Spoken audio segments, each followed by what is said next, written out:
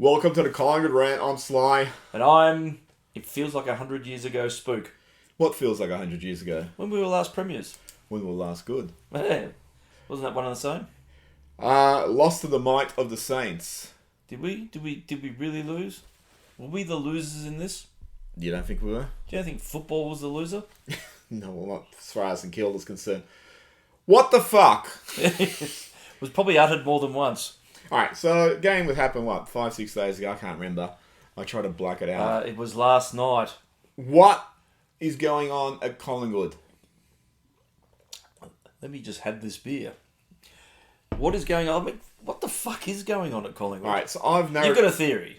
I've got 3 theories. You got 3? No, so you can fit this. I can dismiss one. Why don't you give me the first one, the second one, and then the third one? I'll dismiss one immediately. We've been Why don't you worked give out. me the top 2 theories you have? Ross Lyon said everyone's worked Collingwood out. Yeah, I don't think that's true.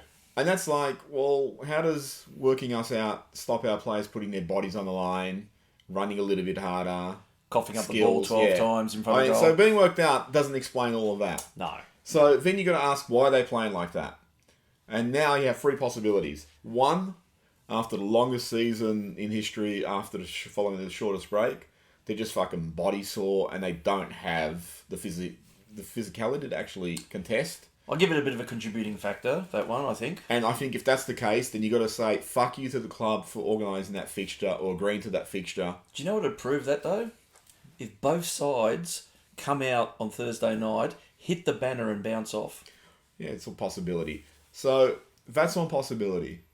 And then you'd look at people like Frampton, who've had a really good game. Jeez, I wish I suggested they play him at fullback. But he had a really good game, didn't have the same sort of, exhaustive season as other players did. You mean like Ginnivan doesn't have either? Well, he is. Although he did fuck all on the weekend. Yeah, look, I'm not saying that's the case, but I'm throwing out some things. So that's 1. Who else would you throw out? 2, they're trialling a new game plan and it's not quite clicking. I suggested that in the first rant. Yeah, potentially. No one listens to you though. Fair. And it was funny because I actually thought this, but your good friend Gunnar said they're looking like they played under Buckley.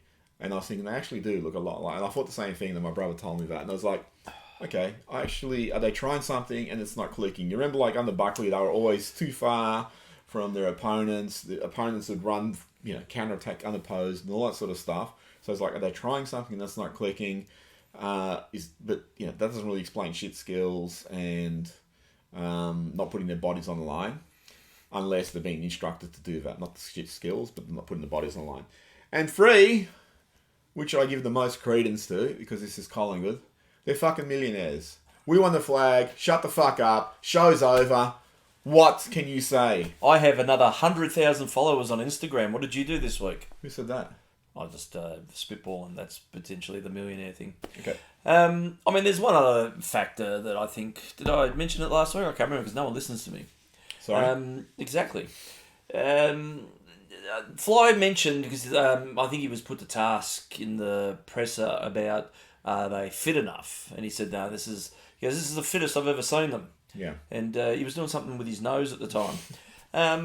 But I think constructively you'd look at the way we finished off the home and away season last year. They were struggling at that point. You've got blokes that are now 412 years older. I don't think they've got a full season in them. If the intent is to try and not play any youth again and manage them through, wouldn't you have their loads sort of backed off now and then you gradually build them up to have a run? Because he keeps, again, banging home about all you got to do is qualify. I mean, apparently it's better to qualify at 8th this year than top 4, because I think we can kiss top 4 goodbye. Can I throw something in here, though? When you said that, it's about qualifying, I got this real weird... when Richmond were having their first year after their 3 flags, what was that, 20... So the year we stopped them? Probably. We stopped them from winning 4 in a row. Did you know that? But the first half of the season, they were shit. And, everyone's like, are they done? Are they done? And Jack Rewalt gave an interview, goes, I'd so worry... Nothing is over till it's over! No, pretty much what he said. He goes, I'd worry if you were playing us in the second half of the season because they just believe they're going to come good. He said that in December, though. And it's a fucking empty bluff because they didn't. And that's no offense to Jack Rewalt. It's like, it's a brains trust thinking we have something more to draw on when they actually don't. They're spent. They're done. Well, and that's a distinct possibility as well. I mean, that's option number 5. So that would be... Did we talk about last week that take the back steps or whatever it was called? Take the escalator. Where Moore was in the we talked about that. And that just looked like a bloke that was physically done at that time. Now clearly that wasn't the case because the following week they got up and all that sort of stuff. But once you climb the mountain, sometimes in sport you just don't have that mental energy to do it again. Well, that's the other issue with Collingwood. There is one comment I drew from our it's a nice drawing too. YouTube. The ears are too big. From Suede Boy 69. Suede Boy 69. Yep. Is there any hidden message in that one? Well, he says, unfortunately, guys, this has a 1991 feel about it, not quite 211.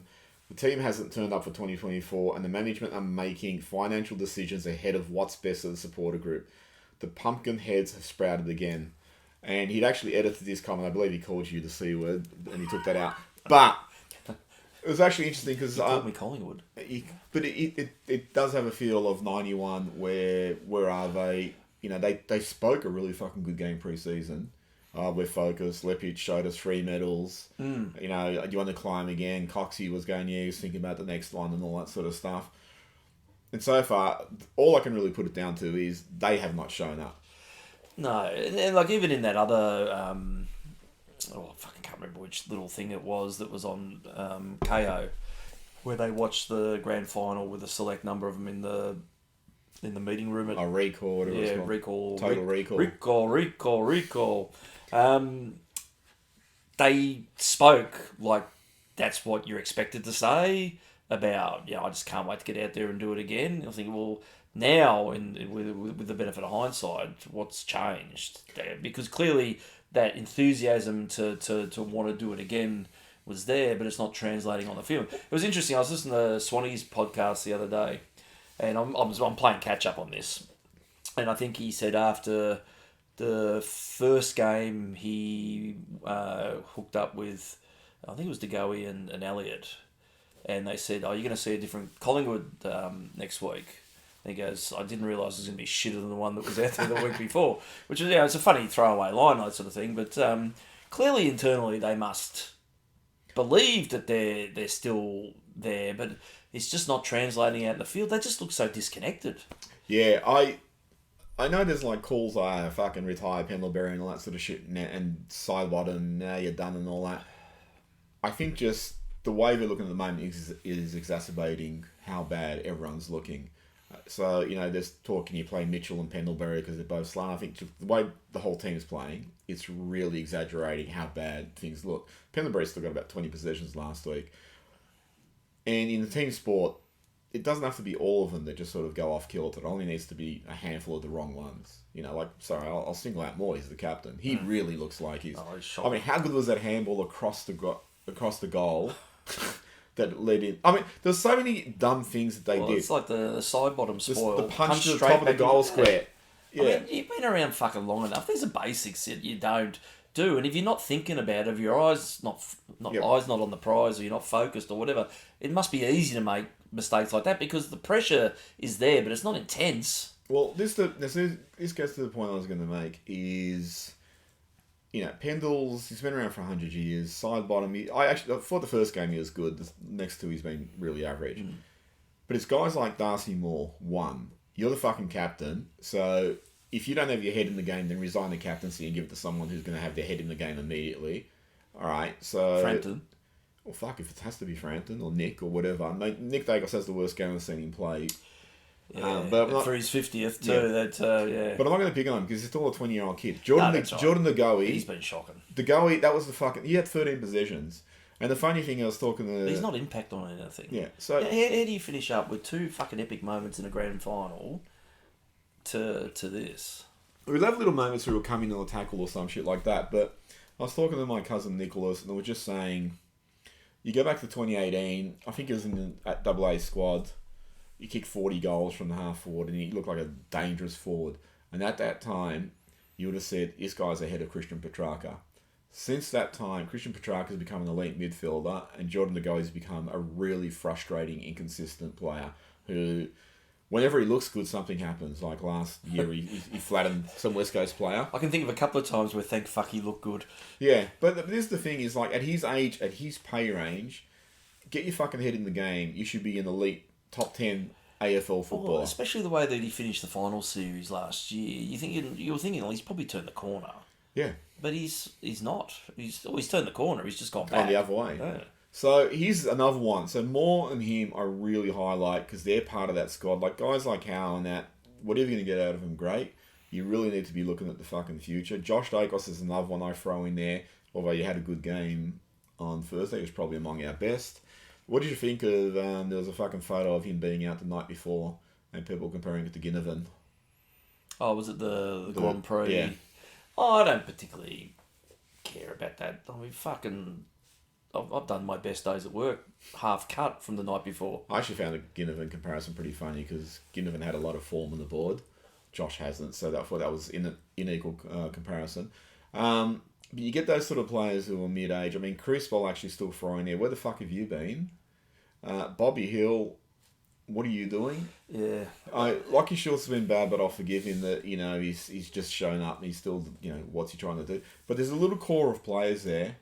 Tom Mitchell's probably another one I'll throw in. You guys are meant to be the fucking leaders and lift the side. Yeah, I mean... And they're being totally bereft. They're all equally flat. None of them have been up or anything. They're just flat. It's staggering. Yeah, but again, this could be that big mental blockade. But one of the things I found funniest about the fucking game, how many times did players run into each other? It was like, they just sort of collided. It's like, aren't you meant to be spreading from congestion and shit? But they were running into one another. That's endemic of the disconnect. Well, that's what I'm saying. I think you're playing as a team. At the moment, they look like they're playing as a bunch of individuals. And I think the thing is, like this week, they came out and they tried too hard at times, which was probably some of the reasons why the turnovers were so prevalent. Is look, you're just trying too hard to stem the flow of not negativity, but of shitness. Yeah, look, there's a lot. I mean, Cameron, I think, has been good. Yeah, he's been consistent. Cox has been terrible. So I don't... But Cox is the sort of bloke who drifts in and out. Anyway. He's never going to be the second ruck. He proved last year he's the first ruck or nothing. And Cameron, same case. Frampton was really, really good. Quain was another one. Thrown in the Goey camp. Yep. He's another guy that really needs to be fucking leading it. He's been around long enough now. He's got enough games under his belt. The defense lacks a sort of general. You'd think someone there's got to stand up. Nobody's fucking doing it. Frampton was really good. He had a few goals kicked on him, but the way the ball comes fucking into defence, it's amazing he didn't have a lot more kicked on him. Mm. So there's a lot of these guys. Maynard's another one. Throw him in there. He seems to try at times, but then he's just like fades and he's off opponents, and not singling him out defensively like that because fucking they're all doing that. So it's like, what the fuck is going on with the collective group? You hear about friction between Bolton and Lippic, who they're both filling Graham Wright's role to an extent, and there's some clashes about who's doing what. You hear about Craig Kelly having to do more of the football management or some shit like that, which to me, this is all... The moment Wright left or wanted to leave, instead of having a patchwork fix, they really should have said, well, he's gone, you're the fucking man now. And they haven't done that. You are my number one guy. And they've shuffled everyone off this... Last year you won the flag, so that's the time to shuffle everyone off the fucking lines and give them new positions. Oh, and that woman left too. That apparently was the end of the world, according to the media. Which one? I don't even fucking know her name. The one who was head of AFLW football or something. Ah, okay. I mean, why would you fucking link up someone that's off in a sub-component of Collingwood as to being a key part of the demise, unless you're a muckraking journo? Why bring Slobbo into this? I think it was Slobbo. It was actually... Caroline Wilson had a fucking... Oh, what a shock. Tanty about that one, yeah. When was the last time she wrote about an actual football game? I don't... Never? I don't read her and I try not to listen. I know. Lipinski's another... some of our supporters seem to thrive in her presence. Yes. Tongues are waggling. At the start. Yeah. Lipinski, another one. Really disappointing. Were you limiting it to this year? No, but these are the guys that need to stand up. You need that core to stand up, and then the others will come along for the ride. I actually found it not interesting, but Reece McInnes kicked 3 goals. You look lively at least, Frampton, who I've mentioned a few times. I don't understand the fucking logic of how they're treating Finley McRae. Either play him or don't fucking play him. If you don't want to play him, trade him and get under our football department, get a pick 40 out of it. It's fucking bizarre. I mean, it's like there were clubs circling him. I think last year and the year before, were they giving him little extensions? Yeah. And it's like, well, you're going to play this week. Who's the carrot? Here's the carrot. Go get a chest the carrot. He goes, well, am I going to the bench or am I going to the ground? Just go to the bench. Go to the bench for a while, mate. You'll be all right. And I don't think he's the sort of player who's really going to be an impact player coming off the bench. No. And, I've heard that his endurance isn't up to a full game. Well, then great. Start him on the fucking game and then take him off for 3/4 time. His endurance isn't up to a full game. Oh. What about the other 18 that are out there? 17. 18? Well, I don't know how many there is at the end of the game. 25, 24, what is it? Let's go through a few of these fucking things. A few of these fucking things. Umpiring, because you mentioned it. Fuck me. I mean, it wasn't entirely the reason why we lost, and I don't want to blame the umpires, but fucking how bad were some of those decisions? And what really shit me is just there were times where we were building momentum or coming back. There's a couple of times, actually, to be fair to them in this game, they looked the Collingwood of old.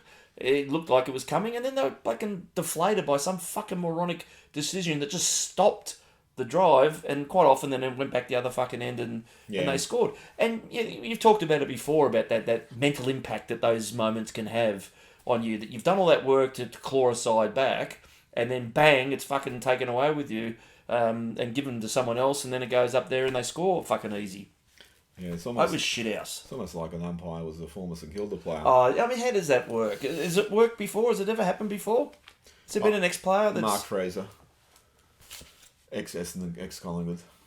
Yeah, I don't really remember it. Yeah. The Jack Higgins goal. I see, but then, just to enforce the fact that they fucking got it wrong, was it the following night that it happened to... Sydney on the Sydney, yesterday. yeah. That one was fucking worse, though. Yeah. But how do you fucking get it so badly wrong? And look, fucking pricks on X, Twitter, whatever it is, drawing little fucking lines on a still image.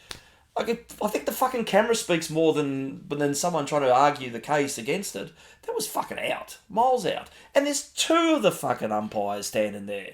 Yeah, I think the worst thing, from my understanding, and I could be wrong, so stand to be corrected, but with the goal reviews, they're checking what happens on the goal line. They're not checking what happens elsewhere. They should be. Because you disallow that. You'd think that'd be all-inclusive in a situation like that. I mean, look, ultimately, is it in or out? It's in, because the umpire's paid in, so that's all, you can't change it. It's a really fucking good goal, especially considering how far he is out. But just found that sort of interesting. I thought it really typified the fucking night that we had. It really is an argument for, the fact that every fucking umpire is wired up, apparently, that you should have a video umpire that says, oh, fucking numpty, you got that one wrong. Yeah. Stop play, bring it back and ball it up. And look, you wouldn't be doing it all the time. There are, most of the time, you can probably argue one way or another that the decision's there. But those blatant mistakes, alleged mistakes, the ones where they should be stopped and pulled back. Because you wouldn't want a fucking grand final decided by that, would you? Unless we won, of course. Yeah. Well, I found that interesting. I think, because I watched 2 other games this week, which I usually don't do. And I think it was the Sydney Essendon game. There was some goal review. And BT went on for fucking, why is this taking so long? Blah, blah, blah, blah. Because he always goes on about that shit. But I thought, why aren't the people doing the video review, surely they should be watching this all in real time. It shouldn't have to go to them and say, can you check this? Surely they should be actually watching it in real time. So when someone goes, can you check that? Already done it, it's a point, or whatever the case is. Already done it, it was out of bounds. Why do they need to be summoned? They should be examining it constantly. You should have a fucking room that looks like NASA where you have people watching replays as it's going who can, answer immediately, so you then eliminate the need for some exhaustive investigation that takes fucking 2 minutes to determine, we're going with the umpire's soft call. At least you do it in real time, and then you just get straight back to them. We can't adjudicate, or whatever the case is. I found that really fucking stupid. Do you know on these video reviews, you know what I'll never get fucking tired of? Is that particular camera angle where there's a camera on the goal post, and they're trying to work out on the other side of the other goal post whether it's hit the post, and there's a big white fucking thing in the way every single time. Yeah. What's the point of that fucking view? And what are you reviewing there? I mean, this week it happened. It moved on pretty quick. I think even they were fucking embarrassed of the stupidity of what I'm about to see. How hard is it to have another camera on the point post pointing back? Well, it's $1 billion industry. Why would you have more than 2 cameras? We'll have this discussion for the next 30 years. Well, anyway, guys said in some footy classified tidbit I saw pop up on my YouTube app. This is a while ago. He was talking about sort of microchip technology being trialled and hopefully being brought in. I think it was the second half of this year, which would be pretty revolutionary. Whether fucking that corrects anything, I don't know. It seems they should actually, empower their goal umpires and umpires. Go fucking make a decision. And if you make a wrong decision, I'm going to drop you. So fucking make a good one by being a good umpire instead of being a prick. It's like the one that missed the Adelaide-Sydney goal last year. He was wearing fucking Coke bottle glasses. It's like, really, it's the best. It's surprising to have a fucking Labrador out there with him. I was going to say, like, his argument was like, even my fucking dog didn't see it. Come on. Surely, whether you got to fucking trial 2 goal umpires, I mean, they talked about that years ago. But surely there's ways to improve this. I mean, I've always said umpires should be full-time, so they should just be fucking training the whole week to get the best of the best. They're all these part-time sort of people. I don't understand why. I've been watching tennis now for 70 years, and that Hawkeye technology can fucking animate and draw everything within a 15th of an inch. Is that the right thing to say these days? I don't know. A squidgeon of an inch, and touches the line, and yet you can't have the same thing fucking even mounted above the cameras looking down to see where that ball thing. It seems to love seeing where the ball goes. Yeah. It'd probably come in handy if it was looking down. Surely that'd fucking solve it. Did you ever see Goran Ivanisevic on the seniors tour? Goran who? Growing pains. Goran Ivanisevic. Yeah, he was playing on the seniors tour. This is a few years ago, but he served one into the crowd, and then he called for a review as a joke, obviously. It's pretty funny. Unlike this game.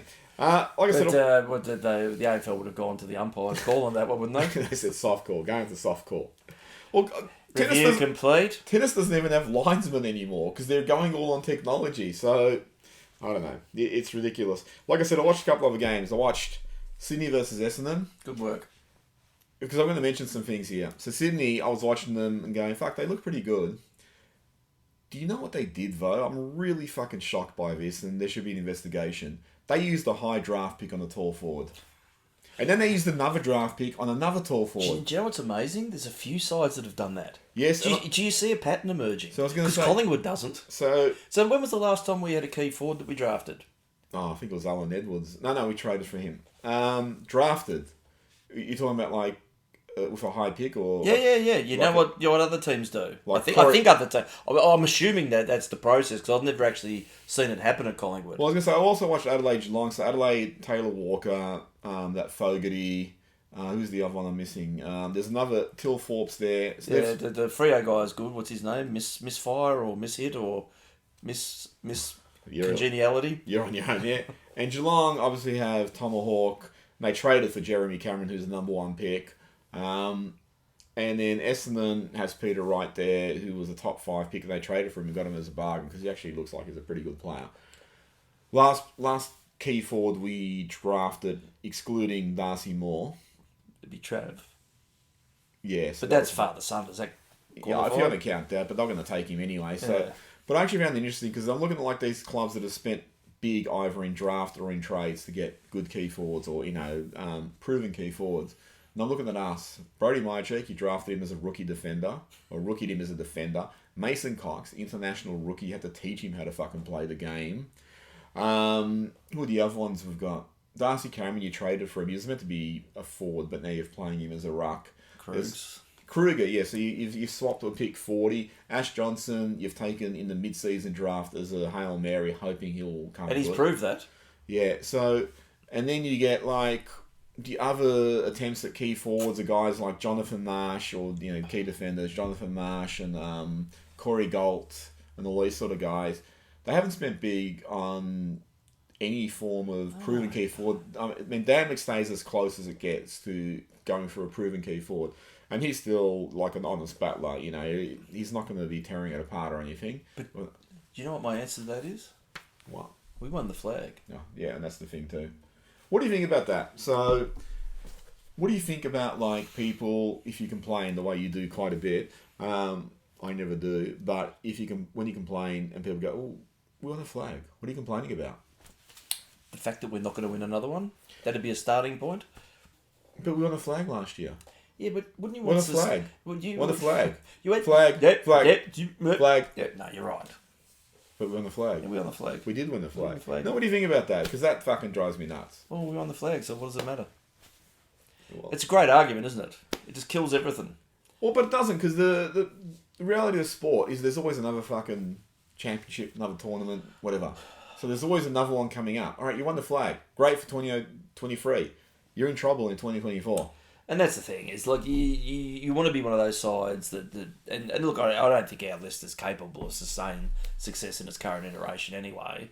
I probably would have hoped that we would have had a fair crack at it this year in the chance that we could have snatched one. But one is never enough. Would you be sartade with one every 10, 20, 30 years? Sartade? No, I fucking wouldn't. Well, there's the thing too, you know, you don't know when you're going to get the next chance. You look at a lot of the individual premiers, you know, who think, take Pendlebury and Sidebottom. 1 and 2 at 10, that would have been Sidebottom's second year, and Pendle's about 4th or 5th year. They probably thought, fuck this, how easy is this? There'll be another flag. And they only get there for another 13 years. That's it. Some players, Nathan Buckley, Tony Lockett, Gary Ablett Sr., Bob Skilton, never fucking played in the flag. I don't think Bob Skilton even played in the grand final. No. So you don't know when it's going to come around. And meanwhile, you have these guys. Really, to me, it really looks like it's all attitude. And whether physically they're not quite right, you then have to worry, well, is 4 rounds into the season when you're actually going to get right? Because surely that's when you're sort of going, this is the sort of thing where you're going, you could say to the players, as that probably happened last year, finals, and then you get a fucking rest, but you got to get through the finals, and you can summon those efforts up. You can't be saying to the players, look, there's just 18 more rounds, and then 4 weeks of finals, and then you can get a rest, because that's just unrealistic. Well, no, that's it. I mean, you're now making it a little bit more difficult to, assuming, I think our fixture's fairly generous in the middle. We probably could have a decent run if things started to come good. And I certainly don't think it's over or anything like that now. It's just a lot harder. But you run, so if you finish top 4, you get that, everyone gets that mandatory week off before finals, freshen up.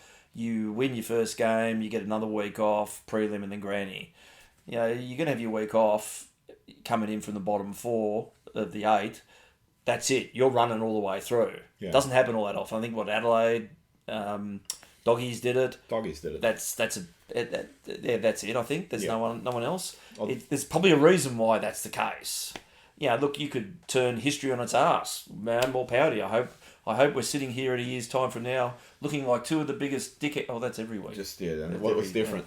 I hope we're ultimately proven exceptionally wrong, but you're just making it harder. Well, I mean, the thing with the Doggies when they did it, no disrespect to Doggies, is a very transitional year. It was sort of right after Hawthorn's dominance and just before Richmond embarked on theirs. So there's and I think, we're in sort of something of that right now. Yeah, definitely. So I think they were able to do what they did, partly because of that, because there was no powerhouse dominant team.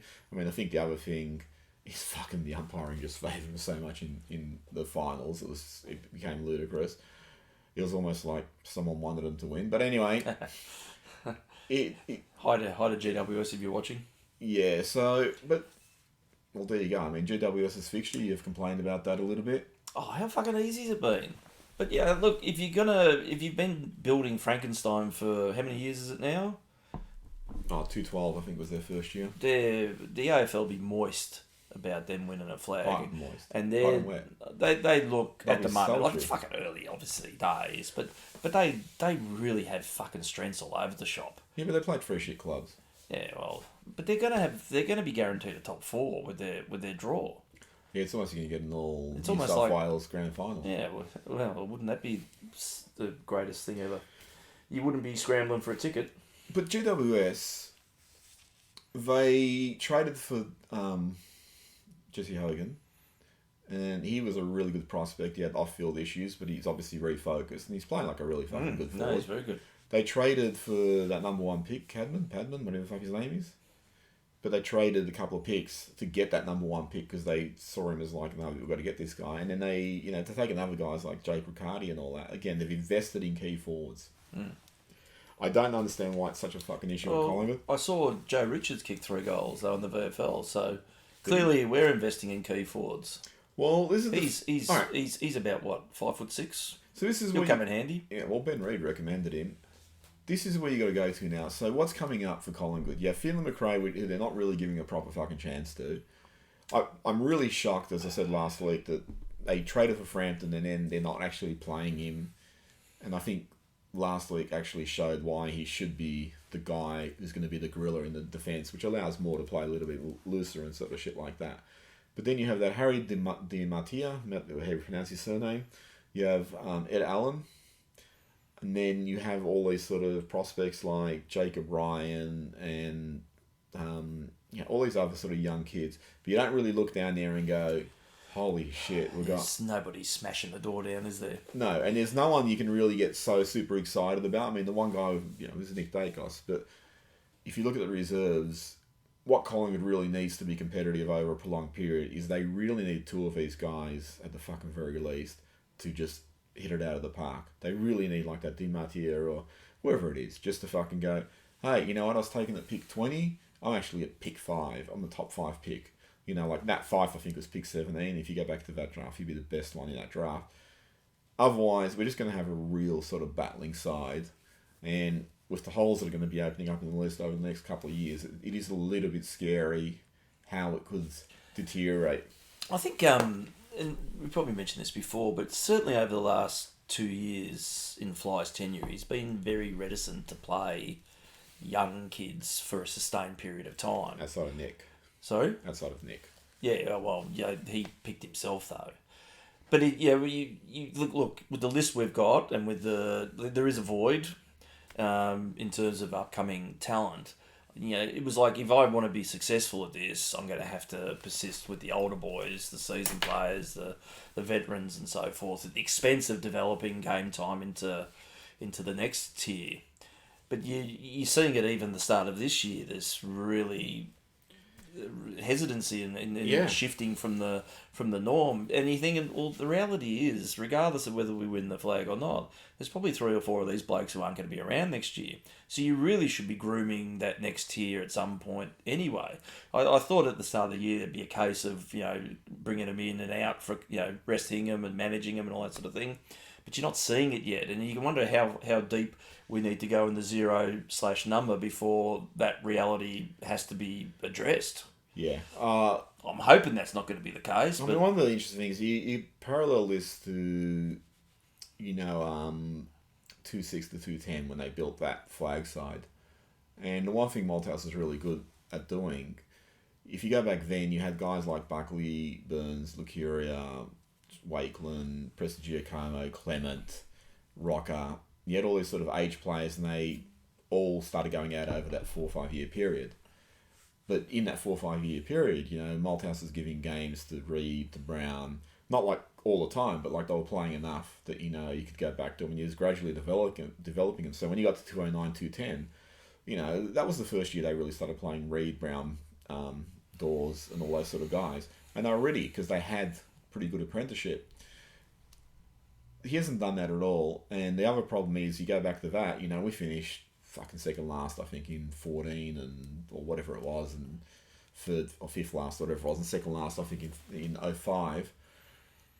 They got in the draft like guys like Pendles pick 5, Daisy pick 2, Reed pick 8, Brown pick 10, Sidebottom pick 11, Beams is pick 29, but retrospectively would be top 10 pick. Dawes is like a pick 30. You mean not wasting the first round picks? Yeah, they got all these fucking top picks, and then they got guys like Heath Shaw in, who would have been a top 10 pick, retrospectively, Travis Cloak. But they got all this influx of talent, which they're not having the access to do right now. Because, one, they're trading first picks. I mean, on that, I actually like my favourite player from the 1990 squad is Graham Wright, but I actually think his legend is a little bit overrated as an administrator. So you're looking at like this Lockie Schultz thing. He's traded picks 1 and 2, or first round or second round, which could be ridiculous. If we finish lower than Hawthorn, our trade for Ginnivan now looks ridiculous. You go back a few years ago, they traded their first round pick for guys who are no longer there. And they've got like a mandate of let's just get it done, probably because of what happened with Stevenson, Treloar and Phillips and all that. So they're probably just saying, let's not fall into that trap again. But now they're just fucking overpaying. It's ludicrous. And it's not really allowing them to build for the future. And it's like they're running on water. And, you know, at some point they're just going to fucking sink because you're not having the buoyancy of quality coming into the side. No, and again, you know, a lot of that is reinforced by the age profile too. Yeah. That, you know, you're going to need some seasoned bodies out there of elite or A-grade talent to nurture those people coming through. So they're not just coming out there and being a part of something that gets smashed every week. So maybe you know, Wright's been told this is the way we want to go. This is the way. Yeah, so he might be just, you know, answering some other mandate. But the real concern for me now is you're going forward, you're going to have Tasmania coming in, taking the best kids for fucking however long the AFL gives them. It'll be 7 or 8 years of compromised draft. Again. It's not going to be a great time to rebuilding. So you could be bottoming out and being mediocre for a while because you just don't have access to quality talent to bring them in. You know, we keep hearing, I mean, one of the great fucking myths of Collingwood is we're a destination club. For who exactly? You know, great, we got... Transients, I think. Frampton and, you know, these sort of guys. I mean, who's your biggest name player? McStave that you've picked up? Yeah, probably. So going back a few years ago, you'd have to go to Treloar and stuff like that. But which of these players is naming Collingwood as a destination club? And they really need an injection of fucking some high-end talent. But there's no picks there to go trading for it. So you're going to have to bring them in. And we're not good at that. Do you remember this? Make it legendary. Was it, what year? The year! November 23. Yep. What's the slogan for this year, do you know? Just make it. I don't think it's that much. I think it's make it lethargy. Or make it a leg injury. Well, that's every year. Hypocrite of the week. That's me? No. No. You? No. Well, that's 2 of us out. Yeah. Who is it? Tom Papley. What a fucking hypocrite. Seriously. Was that fucking... I thought I was like, oh, I'm the only one that's realised this, but then like I've gone on the net today and everyone's said, what a fucking idiot. It's like Lee Harvey Oswald complaining that people were shooting at him. This isn't fair. Yeah. Complaining about being fucking hit off the ball, and the whole... Pretty much Sydney went en masse to fucking intimidate Nick Dacos last year. That was fine, was it, Tom? You dick. Good old Paps me. Just fucking... you know, you almost feel sympathy until you hear stuff like that. Well, stupid is as stupid does. Yeah. This week... Who's the hypocrite's going to be? Brisbane. Well, let's hope they are. I don't know, you got to look at this 3 ways probably. The first one is hopefully that break has done nothing for Brisbane. Their form's bad. They're going to come out worse. We're going to choose this moment to say the line stops here and make a statement, and then we win by 10 goals. Yeah. Or we get the living suitcase belted out of us, and they want retribution for that grand final loss that they think they'll win. They should have won. And they'll make a statement to us, which is probably the more likely one, unfortunately. No, I'm a big believer that, like, when you replay the grand final, I mean, you go back to 91, we were really shit that we played Essendon, and that one fired us up. And I think because of what you just said there, is they want retribution. You want to prove it wasn't a fluke, so you lift to fucking smash them, and you try and assert that dominance back over them. So you'd hope that this is the game that wakes up Collingwood. However, if we go to 0-4, well, you know, I think you're pretty much going to go fuck this year. That's the thing. We when was the last time we won up there? It would have been when Brisbane were really shit. It's been struggle town for us for a number of years now. Yeah, it would have been one of the years under Buckley. Oh, it's a sad indictment in itself.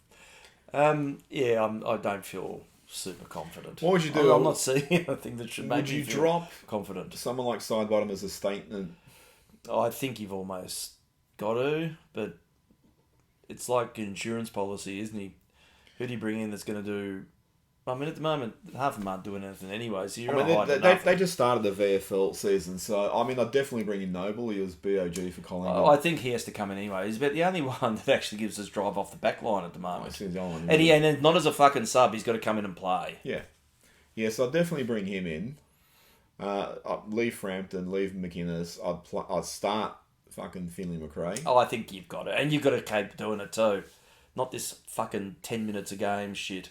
Yeah, so I don't really know, who else there is there. I mean, that Jacob Ryan had a half-decent game. But if you're going to bring Noble, you're not going to bring in sort of two guys to play that position. There's not a lot of...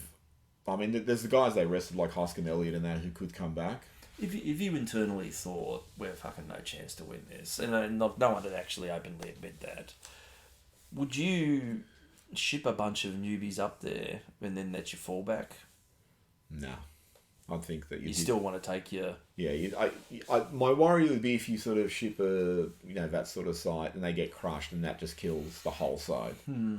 It's more about saving face. That was the only thing. And it's a stupid statement. I don't think they'll do it at any rate, but it's just something that popped into my limited capacity of a brain. Have you ever fallen in the mud? Got kicked in the head with an iron boot? Of course you don't. That's never happened. Yeah, I'll bring in Noble. Hoskin Elliott was one of the guys managed the other week. There's someone else. He'll have to come in. Yeah. Noble's got to start. McRae's got to start. McInnes has got to start. Ash Johnson, they said, looked really shattered. And 6 touches and kicked a goal or something. Yeah. And I think he was tying his bootlace and the ball hit it and just dribbled in. I mean, unfortunately, some fucking heroes, bombarded his Instagram account, which is pretty piss weak. I mean, he's obviously been really mediocre, but fuck, there's no need for that. Save it for opposition players. What would your tip be? That we'll win this by about 36 goals. No, narrow one. I'm actually going to tip us. I think playing the, opposition team, a grand final team, is going to wake us up to some extent, and we're going to fucking come out. I'm going to be a little fired up. We're going to be stung by all this shit. Surely it's all motivation when people saying retire Pendlebury and, all that sort of stuff. They've got to find some sort of connectivity. They've got to find 4 quarters too. We've had 2 games now where we've played a good first half, and I think nearly in every game this year we've been absolutely blown off the park in the third quarter. Yeah. And then we're playing catch-up footy, except we're no longer good at catch-up footy. That sort of gives credence a little bit to, they saw, they tired or whatever because they're fading. But, I mean, the first 20 minutes we looked really, really good. It just looked like, okay, we're back, we're on. And then Mason Wood got injured, and didn't turn the game, but from that point the game started turning. Now, whether that was because they had to reset and they got benefit out of their reset, or whether our momentum was interrupted, or whether that would have happened regardless, who knows. But... they've really got to have those guys like the Goey, Lipinski, Kleiner, Maynard. They've really got to fucking stand up. They're going to have to play out of their skins this week, and they fucking should. Yeah. So it's not like they've tired. Well, the Goey's the one. Not just... One of. It is the one, you get paid the big bucks, you ask for the big contracts, then you fucking earn it. Unfortunately, that's the reality. The big money correlates with, well, you're saying, I am the man. No, so it's a performance industry. Yeah, so, I'm not expecting fucking Hoskin Elliott to come out and get a 40-position game or to, get... I'd be happy with that. Yeah, but it's just the reality is you're looking at certain players. The guys like Lipinski, Hoskin Elliott and that, the reality is they're role players who, when the side's doing well, they're doing well. If the side's not doing well, they're not going to be the guys that kickstart you. The guys that kickstart you are going to be the goers and that. I was having this conversation with someone else just saying, I always judge players by not how well they play when we're playing well, by how well they play when we're not playing well. And that shows they're not reliant on other people. They're trying to get things kick-started and all that. I reckon if you go back to 03, where we lost the grand final, but 02, 03, we played in grand finals, 04, 05 had injuries and all that. And I thought a lot of the list was exposed as, okay, you're good players. I thought a few players stood up in that period, like Paul Licuria was actually really good in those 2 years when we had a lot of injuries. Paul Medhurst in 08, we had that second. We always used to have those second half of the season fade outs on the Malthouse, and he was fucking really good. And like that was like, okay, you are a gun if you're doing that in a really average performing side. De Goey's one of these guys. He's obviously got the talent, and all that. He's got to be the one who really helps kickstart it. Too much pressure is being put on Nick Dacos, and you know you can't fucking keep relying on De Goey. You're what 27, earning. It should be an absolute prime. You know, you should be Petrarca. I mean, you know, everyone's like, oh fuck, Petrarca, Martin. You know, De Goey should be around those guys. At his best, he is around those guys. But the problem is his best is too sporadic. So it starts with him, and then there's other guys around him like Maynard, Quaynor, and all that. Lipinski. Fuck, you got to fucking do something. That's it, and maybe make it this weekend or Thursday night. Good. Any final thoughts? No, just get out there and fucking win, get it back on track, and stop this fuck assing around. Yeah, and after you do that, subscribe, like, leave a comment. We might read it, so we read one for the first time in 5 years. It was good, Dreadnought 28. Well, that's it. We're back on track. Yeah. You hit the target. My aim is straight. Later. See ya.